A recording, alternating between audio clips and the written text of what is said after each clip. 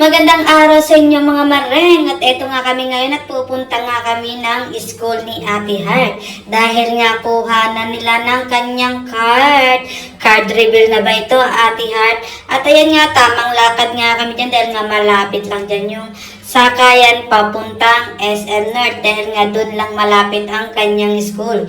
Katabi lang ng SM North ang kanilang school. Kaya yan, tamang lakad lang kami dito sa Royal dahil malapit lang dito ang sakayan mga mareng. At ayun nga, todo nga ismail nga yung aking anak na si Alaski dahil nga excited na siya pumunta ng SM mga mareng. Dahil pinapapili ko nga siya dyan, oh. Sabi ko sa kanya, SM or Jollibee at lagi niya pinipili is SM nga naman mga mareng.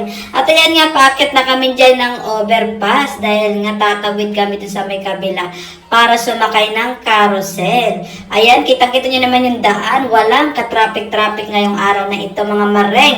Buti na lang talaga at hindi traffic dahil sobrang init ng panahon dahil tanghaling tapat ang kuhanan ng kanilang card, Diyos ko Lord.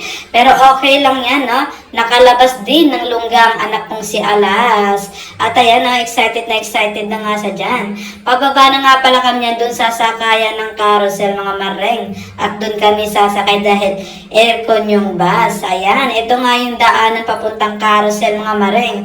Kita niyo naman kung gaano kaaliwalas yung daan ngayong araw na ito. Walang ka-traffic-traffic. Sobra. Super happy ang tao na ito dahil walang traffic. At ayan nga, nakasakay na nga kami niyan sa carousel mga mareng. Sobrang happy nga nung anak ko si Alas. At nakasakay na naman siya ng bus. At nakalabas siya ng lungga niya mga mareng. At ayan, nakababa na pala kami niyan ng bus. At bakit naman kami niyan sa overpass ng SM North. Ayan nga pala yung SM North mga mareng, no? Kitang-kita nyo naman, siguro naman sa nakakakilala ng lugar na to. Alam na alam nyo tong daan na to, no? Papuntang SM North. Siyempre, dito kami dadaan, patawid papuntang school ni Ate Heart. At ayan nga, sumakay na kami ng escalator. Tignan nyo naman, nagmamadali. Ayaw nila ng umaandar lang. Gusto nilalakad, tinatakbo na nga. At ayan nga yung SM entrance mga mareng, no? Pero hindi pa dyan kami pupunta mga mareng, no? Pupunta muna kami sa school. Kukuhanin muna namin ng kanyang card, no? Card reveal na nga ni, di ba mga mareng? At ayan nga, tatawid na nga kami dyan sa tamang tawiran, no? Dito tayo lagi dumaan sa tamang tawiran para hindi tayo madisgrasya, di ba? Ingat-ingat tayo sa mga tumatawid, no? Dahan-dahan lang sa pagtawid, tingin sa kanan, tingin sa kaliwa bago tumawid mga mareng para keep safe tayo lagi. At ayan nga kanyang school, San Francisco High School. At ayan nga, nakapasok na nga kami dyan sa loob ng school niya. Tingnan nyo naman kung gaano kalawag ang school niya. Sobrang dami ng estudyante dito mga mareng, no? Pumunta nga pala dyan nung nakaraan si BBM. Ewan ko anong ginawa ni BBM dyan, no? Charot. Hindi mga mareng, binisita niya yung pinapagawang bagong mga room dyan nung mga nakaraang nasunog nga, di ba? Nabalitaan niya naman siguro yung mga mareng. At ayun yung pinapagawa na niya.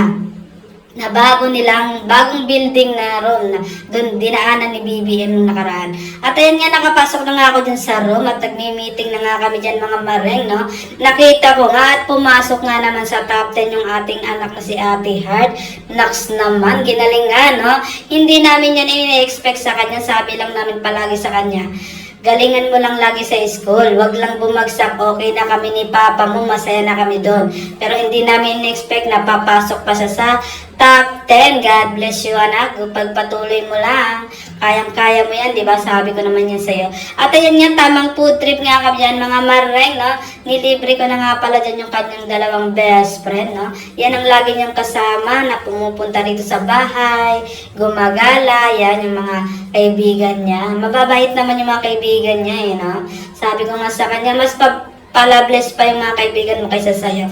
Charot mga mareng. Mabait naman yung anak ko na yan. Pagtulog. Charot lang mga mareng.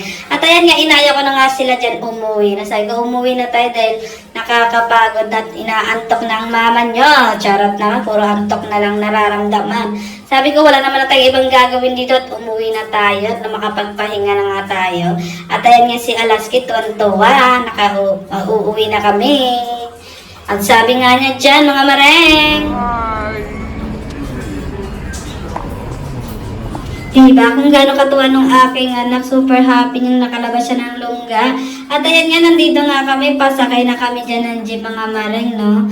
Tamang jeep naman kami ngayon. Kanina, carousel, ngayon mag-jeep na naman kami. At ayan, dito nga tayo tatawid sa tamang tawiran mga mareng, no? Para ligtas tayo palagi. At ayan nga, nakasakay na nga pala kami dyan ng jeep. At pauwi na kami, no?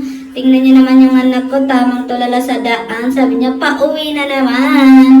Kukulong na naman tayo ng mama ko. Charot. At ayan nga, nandito na nga kami niyan malapit sa bahay, no? Tamang lakad na tayo pauwi ng bahay, mga mareng. At maraming salamat nga pala sa nanonood ng aking vlog. God bless you all. Patuloy niyo lang po akong suportahan. God bless.